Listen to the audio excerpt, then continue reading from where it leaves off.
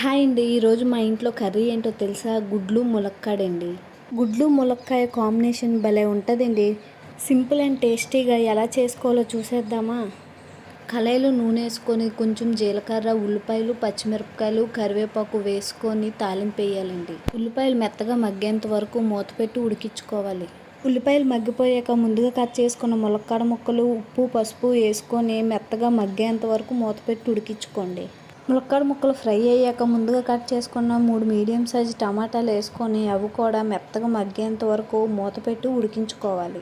టమాటాలు మెత్తగా మగ్గాక ఇంట్లో కారం 1 స్పూన్, ఎర్రకారం 1 చెంచా వేసుకొని కొంచెం ధనియాల పౌడర్ వేసుకొని ముందుగా ఉడకపెట్టిన గుడ్లు వేసి కొంచెం ఫ్రై చేసుకోవాలి. గుడ్లు మంచిగా ఫ్రై అయ్యాక 1½ గ్లాస్ వాటర్ వేసుకొని గ్రేవీ దగ్గర పడేంత వరకు ఉడికించుకొని లాస్ట్లో కొంచెం గరం మసాలా వేసుకొని దించుకోవడమే. ఇంకో వీడియోతో మళ్ళీ కలుద్దాం.